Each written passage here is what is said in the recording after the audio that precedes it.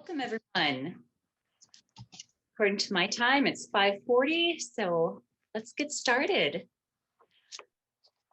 Hopefully you've had an opportunity to see that I've included a number of PDFs, including one of very thorough notes.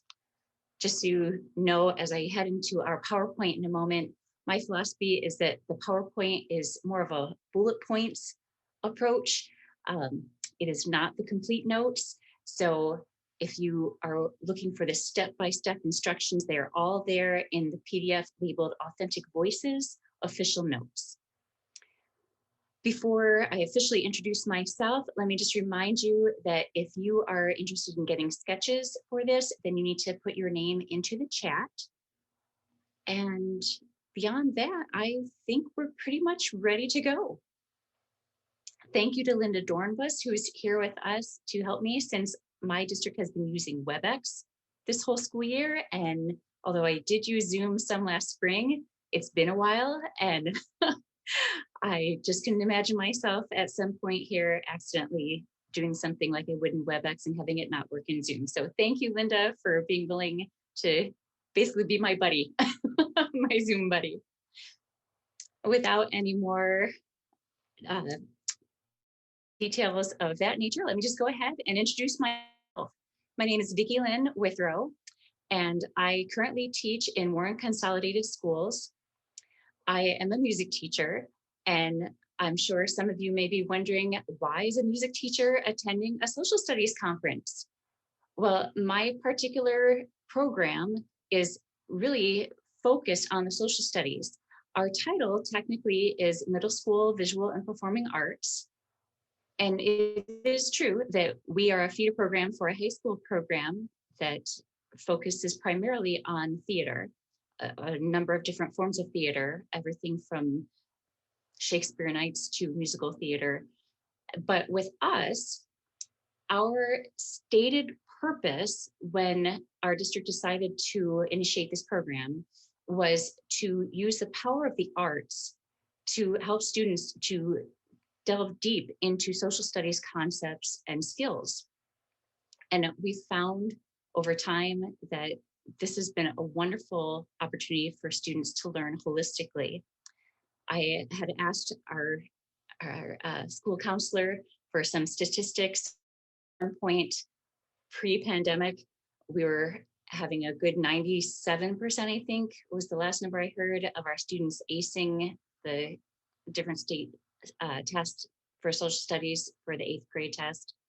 Of course, with the pandemic, everything's different, isn't it? We all know that. So I'm a little off on my statistics. But if you have already gone ahead and printed off a copy of the actual notes, if you'd like to pull those out so you can look over those as I go through our PowerPoint, that's wonderful. If you don't have those, then please feel free to ask questions at the end, and I'd be glad to go over more specifics. With that, I'm going to go ahead and share my screen.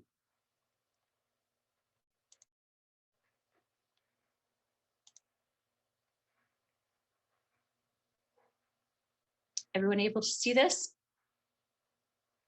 Excellent. Although it is not shifting. Oh, there it goes. Excellent. All right, so authentic voices. I thought this is an excellent, excellent topic for this sort of a session, this virtual environment, because there are so many times that we want to know what people were thinking and feeling, and yet we may have very little, depending on that culture, that we can really delve into. Maybe it's a culture where we don't have much in the sense of written word, but we do have various artworks. And that so often we think of things like cave paintings, etc., but the songs that are handed down give us so much of a wealth of an understanding of a particular people group. So obviously, as you can see in our title, song texts are a great resource for us. Let's move along here. The rationale, yes, song texts are primary resources. Now, I understand there may be certain times when a song may not exactly be hard and fast history. You think of Beowulf, and that it's a form of storytelling, but it gives us so much insight into a particular culture, what their values were, what was worth mentioning, what were the aspirations, their goals. Of course, we have more recent things. Think of music of the civil rights movement of the 60s and on. Think about how, if you're talking about Negro spirituals, all of a sudden, people who generally we don't know their names, all of a sudden they have a voice. So music gives us insight into, obviously, the mindset, but also the preferred aesthetic of a group of people and of the emotional affect that they were really wanting to share. It could be of an individual, but so often it's really something that is a reflection of a group or a culture or even an entire era.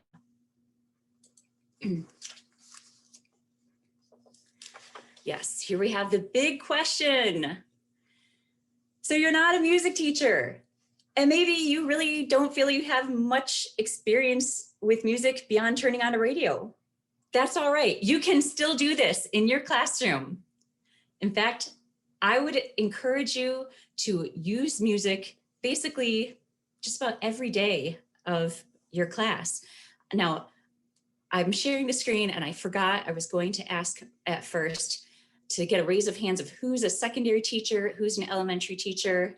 We can do that later, but I've taught everybody from early childhood special ed up through 12th grade. There's something for everybody here. I will say I originally designed this to focus on secondary, since that's what I'm currently teaching in middle school. But if we have any questions, you need help with this further, we can do that at the end. But going back to this big question, if you're not a music specialist, what do you really need? What's the nuts and bolts, basically, of making this work? First off, I think we all need to think what it is, the purpose behind you using music. It's not to make performers. That's something that I do, but that's not necessarily what you need to be focused on. And I think for a lot of people, they avoid using certain art forms in classes because maybe there's a feeling like I am not the greatest singer myself, or maybe I'm not the greatest visual artist myself. That's okay. For something I'm presenting, you don't necessarily, oh, there's people in the waiting room. Are you able to get them in? Yes. Sorry, I obviously was not looking that carefully at that. Thank you so much. I'm trying to bring them in and anything but buffering.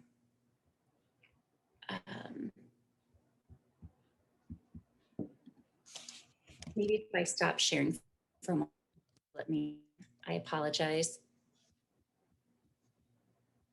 And it's still only buffering.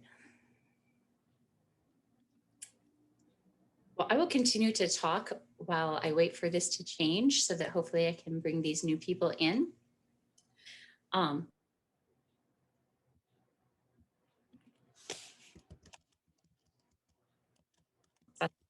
It's what are the songs of significance that you really want your students to understand and to connect with so that they can better understand an era or a culture or even perhaps an individual. There we go. All right, so back to what I was saying before all of that. Songs of significance. First of all, obviously you want to identify what these songs are from your own standpoint. You want to make sure that as a teacher, you're giving your students plenty of opportunities, repeated opportunities to familiarize themselves with these songs of significance, because that's really a key here. Since your goal is not to really build creativity, or I'm sorry, to build performance skills, then what your real goal is for each of these students to become personally invested in the music. That does not mean that they have to like the music, necessarily consider it their favorite music, but even if they don't like it, they can still develop a certain level of familiarity that then will, in their minds, create a sense that this is my music. This might not be my music in the sense that I'm going to automatically go turn it on to listen to whenever I get the chance, but it's my music in the sense that I have become personally invested in it. And there's an element of familiarity where this is not threatening, and instead is something that I have an understanding with and a connection with. And they've created a sense of ownership with it. All right, it's telling me there are 6 people in the waiting room. I'm going to try once more to see if I can make this happen. Again, my apologies to everyone. This is not working out quite the way I ever would have wanted. And I will text Dave Johnson to see if there's something we can do. Great, thank you so much.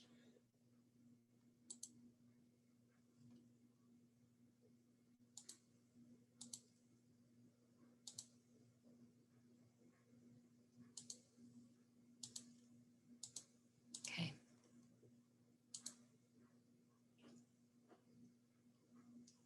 I don't think that's working. So I'm afraid for those people, I'm just going to have to go on without them.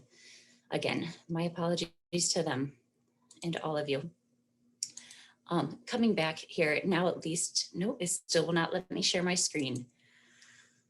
That's all right. We'll move on past where we're talking about goals. If you're following along with the PDF that I put up there of the PowerPoint, I'm on the screen that says step by step. In your notes, the ones that say the official notes, you'll see day by day, day 1, day 2, day 3, day 4, I've given an exact plan of how I would handle sharing these songs of significance if I were you. To head into that, just let's think about what the mindset you probably need to have, especially if this is your first time trying to use music in your class. I highly suggest that you carve out daily class time and make this a regular part of your class culture. That might be threatening for some of you. The reason, as I've thought so much about this, the reason why I think it's so important to use on a daily basis is because, you know, we all have those experiences as teachers. You try an activity once, it doesn't quite go the way you think it should. You don't feel like you're getting the buy-in from the students that you want. And it's easy to put something aside and never come back to it. But I think that if you're willing to really make a go at this and give yourself the chance to actually practice using songs in your class, then I think you'll find over time that you'll feel more comfortable yourself with this. I'm getting a message saying that my internet connection is unstable. So are you still able to hear me? Yes, we can hear you and see you now. Fabulous. Okay, thank you. That's wonderful. Going back to what I was saying. So if you make out that, say, roughly 10 minutes of class time that you're going to devote every day, and you make it a standard part of your lessons, then not only for you, but for the students as well, it will be understood that this is just what we do here. For me, I find there are so many times that I'm sharing something with a group, and I think because they already know we're coming into music class, we know that sometimes we're going to be learning things that are about skill building. How do I, use my voice? How do I actually sing properly? How do I develop pitch accuracy? But they also know that there are going to be some times where we are focused solely on how a song fits into a particular culture or how a certain movement is really moved by music. And I find, since my students already come with this understanding that there is an expectation that we will be doing music and social studies together, there's full buy-in. If this is something you do only once in a while, the opportunity for experiencing that sense of buy-in, I think, is greatly diminished. So that's why I would really suggest that you make this a normal, a consistent part of your class. Maybe if you're saying, well, we're partway through the school year this year, maybe this can be your chance to just kind of walk out on the ice, try it once.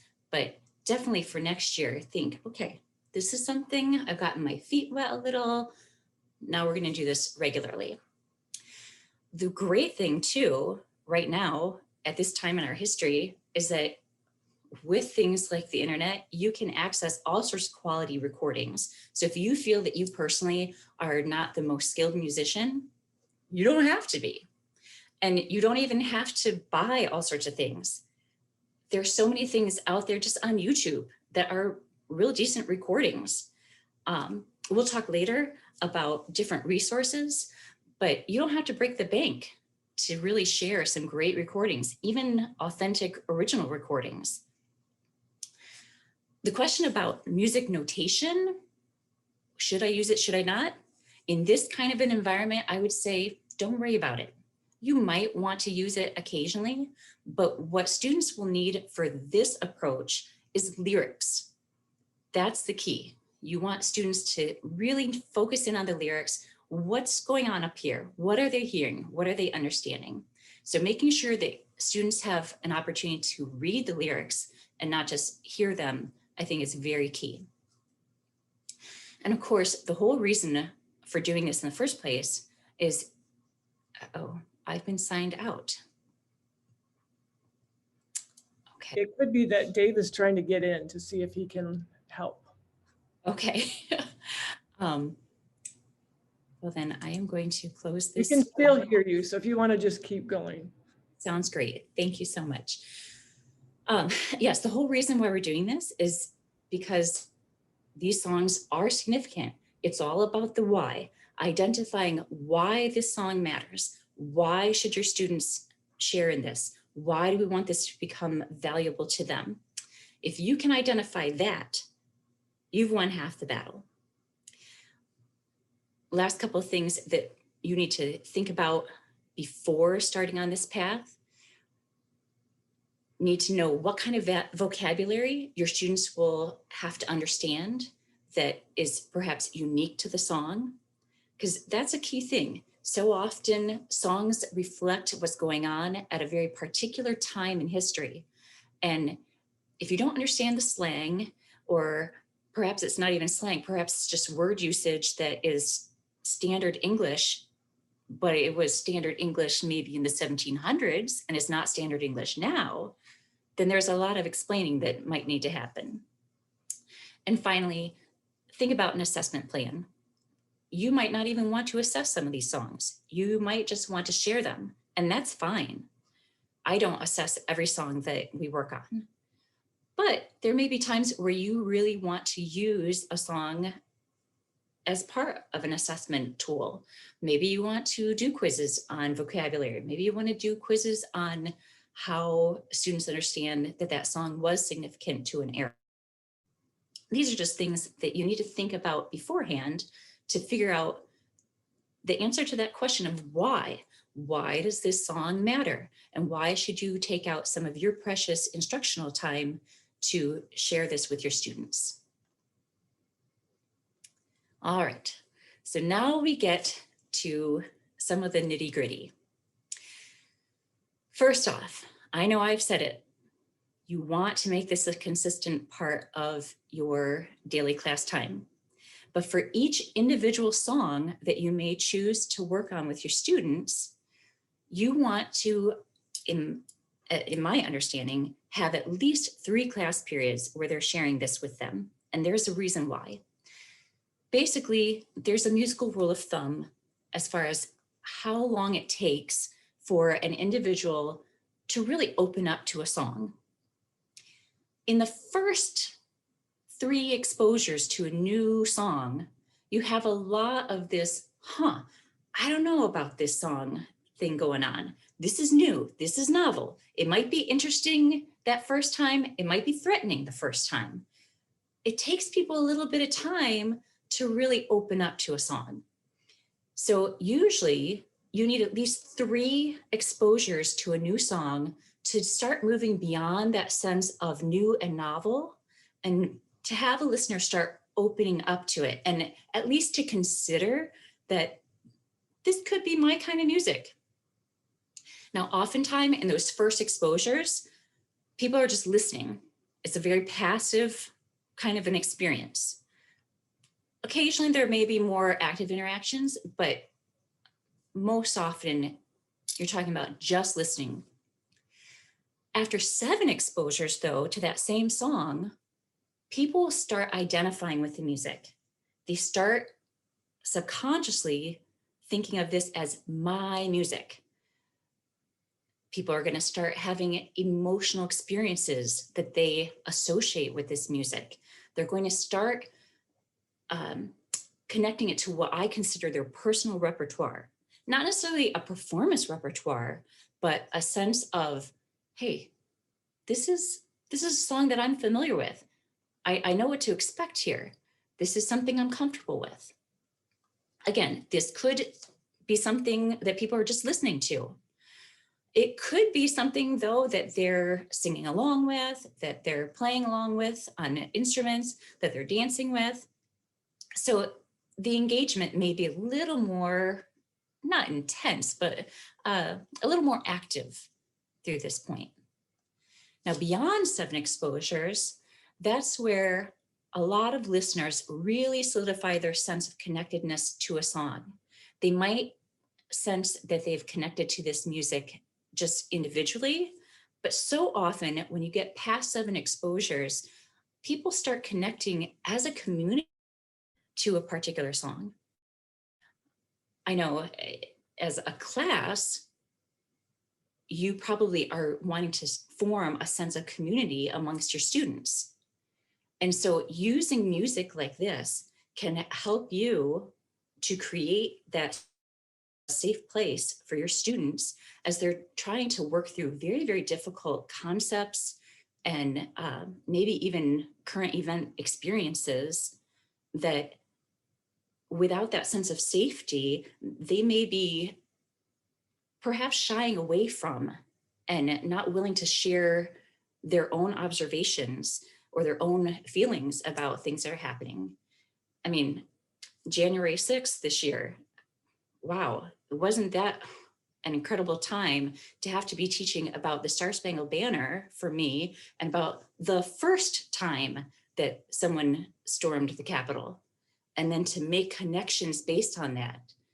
Fortunately, with my 8th graders that I was having the day after that experience, I already had a connection with them from our prior year of being in person. I feel like my 7th grade students that I've only seen virtually, I haven't gotten to develop the same sense of connectedness to them as a community, mainly because we haven't had the opportunity to make music in the same way that we usually do when we're in person. I think that they still trust me in a lot of ways, but I was very glad that I already have a sense of connectedness with my 8th graders, mainly because we've worked so much on creating a sense of safety with each other.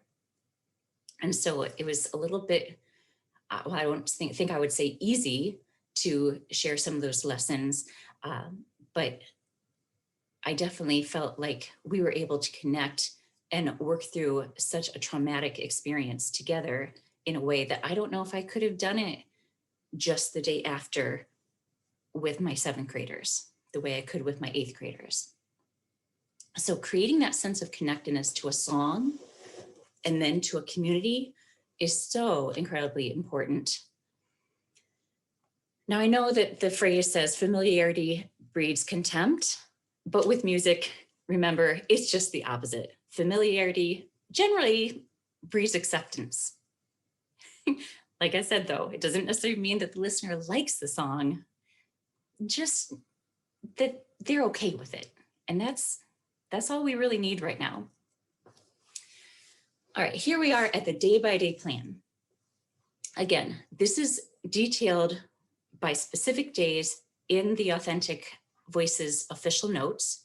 So if you feel like there's something that you're not sure of and you don't get a chance to ask about that by the end of our session, it's all there. Please, feel free to ask questions, email me later.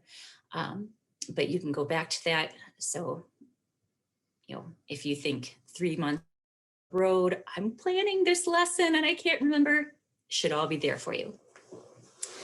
All right, generally, I would say give yourself rough minutes. Some days it won't be as much. Some days, depending on the activity you want to do, it might be a little bit more. But you'll need lyric sheets and recordings as your two things for pretty much every day. Occasionally, especially when you're first helping the students get to know a particular song, you want a list of unfamiliar words or terms, and you'll probably want to, at some point, use a whiteboard, maybe have the students do the same on blank paper where they can draw melodic curves. And we'll get to that in just a minute, what that means. Some optional things that I find can be very helpful to help students connect with a song is using sign language or other kinds of gestures. If they are songs that are historical with dances, or I'm not sure if you're familiar with the term play parties, then those are so much fun. I find my middle schoolers love those more than just about anything. And it doesn't seem to matter who they are, the snarkiest kid or the most studious child, they all want to do the play parties. They're sort of like square dances, except they're meant to only have people singing for them. So you don't have to think about hiring a band or anything like that. Back in the day, people just sang them and they danced as they sang. Again, optional. You could use music notation, but I wouldn't worry about having people try to read that. That's something more, I would say, to use as an opportunity to see the aesthetic of a time period, because depending on when that music was printed, there's often great artwork on the title page of the music notation. And of course, additional recordings. There are some things that you just have to hear that original. Like you have to hear Bob Dylan sing Gone, or I said the wrong thing, sing Blowing with the Wind. Sometimes you'll hear remixes of songs and somebody's trying to put their own spin on it. That might be valuable. You might want to hear how someone tried to re-record the same song, but just doesn't have the same kind of emotional impact. So sometimes additional recordings can be really valuable.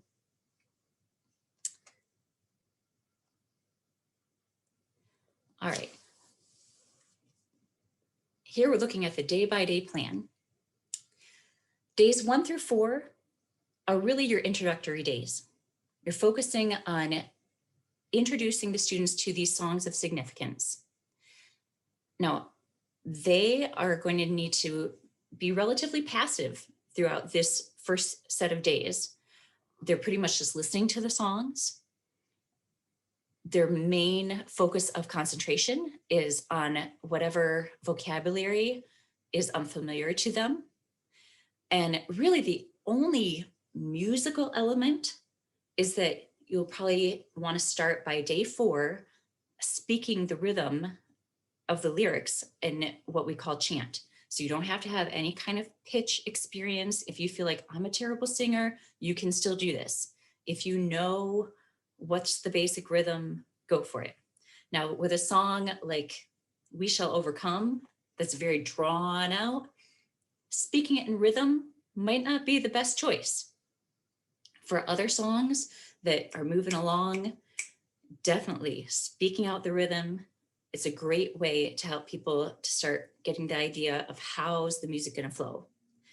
But remember, you're doing this with a recording, so you just have to speak it along with the recording.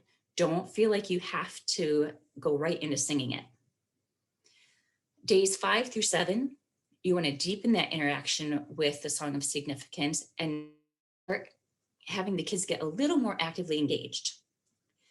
Now, at this point, I had planned on showing you how to draw melodic curves, but are you able to see me or only hear me right now? You unfroze for just a minute and now it's frozen again, so we can see you, but you could try sharing your screen, but I don't know if it's gonna work. I don't know if you have enough bandwidth. All right, I will just do this on a whiteboard instead of trying to share a screen on it. So maybe that simple, old-fashioned way will be best. Way to improvise, teacher. Everybody needs their brownie points somehow, right? That's right. Okay. I'm going to come back to looking at all of you so I can see what is coming in to the screen to you all. Although we can only just see you frozen, so I'm not sure we're gonna be able to see your wonderful whiteboard. Rats, because so frustrating. I can see my whiteboard on my screen, and yet if you're not, You could sing it to us. people who are recording, you're seeing that the recording on the recording. Goodness. All right, so let's take a song, Overcome. That's in my head because that's one of the songs I've got my students working on this week. If I think about the tune, we shall overcome, just that first line. I'm going to give myself that beginning word, we. I'm trying to show it in the screen, but you can't really see it anyway. And I'm not going to put every single word on my whiteboard, but I am going to think about where the tune is changing direction. And I'm also going to be really attentive to where I have repeated notes. Rule of thumb again, repeated notes are the one thing that are always going to get you. People always think, oh, there's a repeated pattern of notes. That's the easiest thing. Nobody will get thrown off by that. And yet that's the thing that's always, always, always going to throw off your kids. So you've got, we shall, on the same pitch, we shall overcome. So I'm going to start off with a straight line for we shall, go up just a little bit for over, and I'm going to bring it down. We shall overcome. Now, since you can't necessarily see this, I'm going to describe, I have a straight line. It goes upward like a little hill, another plateau there, and then it just comes down at an angle. And so hopefully the people seeing the recording of this will catch that. The next line, we shall overcome. It's the same exact thing. So I'm not going to bother drawing that. But when I come to the third line, things start to change, right? We shall overcome someday. Where was the high point there? At this point, it might just be easiest if somebody unmutes themselves and tells me what word was the high point, or even a syllable of a word. We shall overcome someday.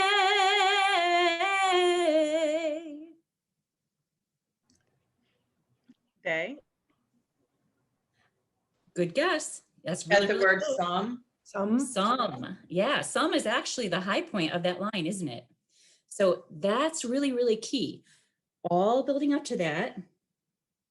We shall overcome some. I'm going to have a little bit of a plateau at the bottom of my hill, and then I'm going to bring it up into an angle till I get up to the top, and then bring it right back down.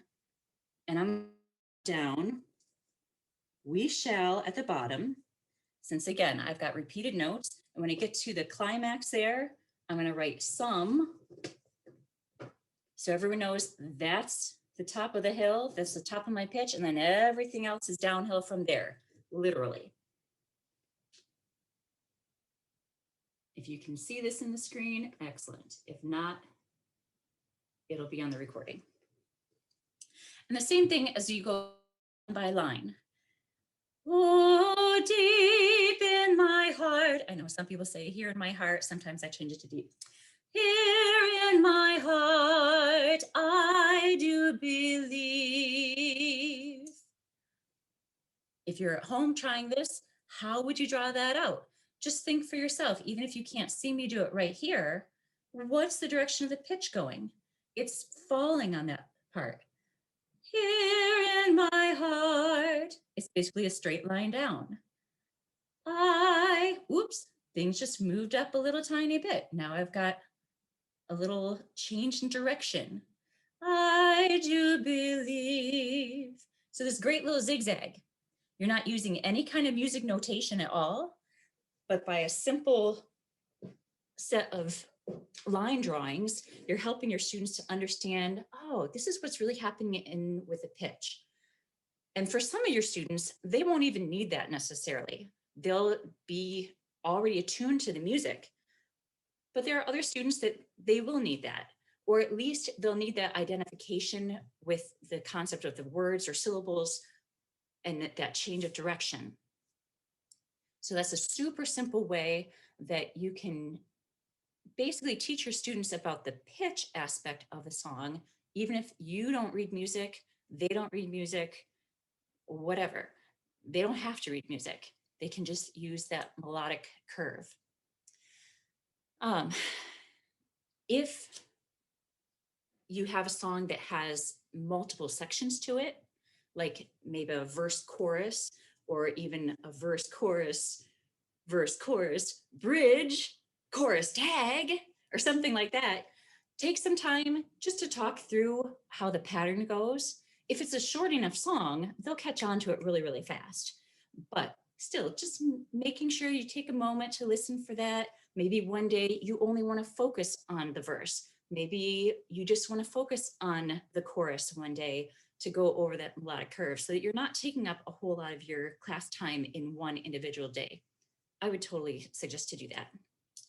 And of course, since your big goal is focusing on the why of the songs that you've chosen, you really, really want to gear your lessons to focus on contemplating the context of these songs. Historically, culturally, what was the emotional impact, the aesthetic impact for that era due to that song?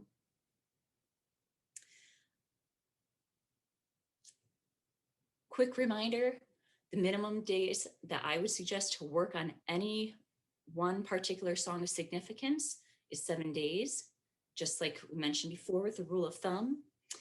But you can do so many fun things in any additional days where, by the time that the students really know a song, they can super actively get involved.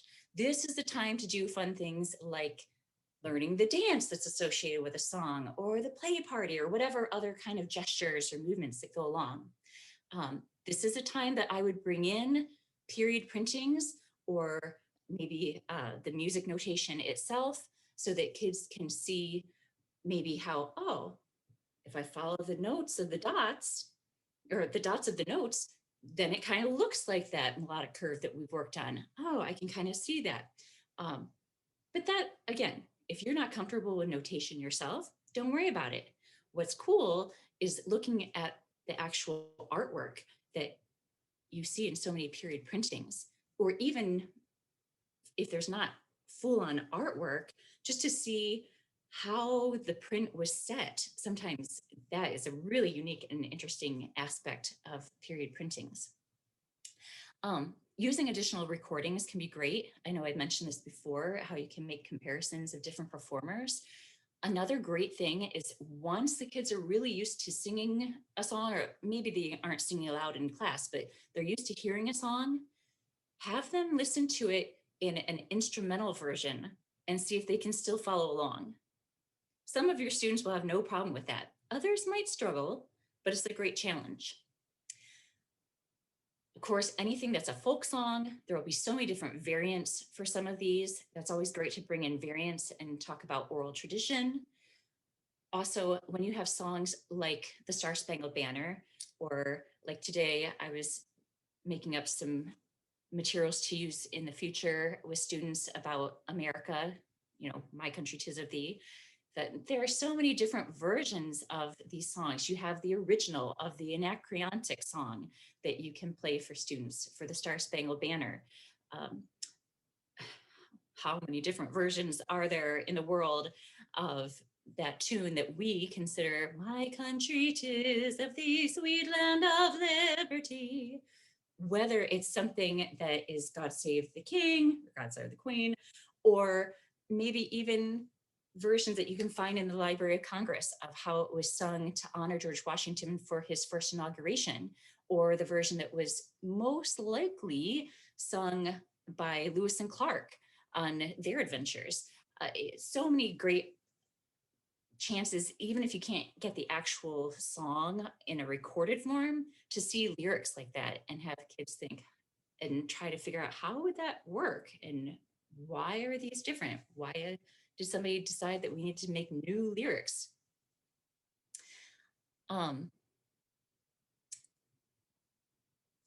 Another big question here, when do we actually do the singing? Well, with this plan, singing is optional. Really, the focus is on your students' mental engagement.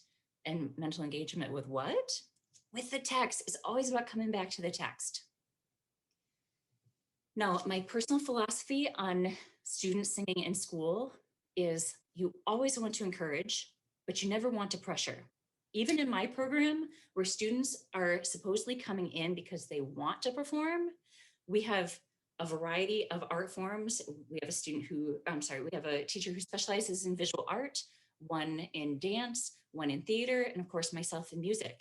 So sometimes we have students come in, they are all about the visual art. They are terrified about the performing arts. And so even in my situation where we are specifically, purposefully trying to develop the performing aspect of our students, still, you can tell there are some students, this is terrifying for them. It's okay to allow students just to listen. We all know there are some songs, they're so powerful to us when all we do is listen to them. It's the same for our students. So never feel like, oh, we're doing this music activity and kids are never singing. That's all right. You can look for students' engagement beyond that. Some of the kids are going to respond by just moving to the beat. They're going to hum along. They might tap something. There are all sorts of different ways that people show they've engaged in a song beyond just singing it. Of course, if you're trying to assess, even if it's informally, you can notice that kids are getting engaged with the songs by what they're saying about them. What are they writing? Are they sharing the song, a recording of it, with other people on social media? These are all great ways of assessing how kids are getting involved with the music. One particular professor of mine, Dr. John M. Firebend, shares his philosophy that any student response to music is a valid response, including silence. So as the outsider, as the teacher looking at students or listening for a student response, it's easy to say, I don't think this is really making a difference. But when it comes to music, sometimes we can't actually see or hear what kind of significance that a song is making for a student deep inside of their own soul.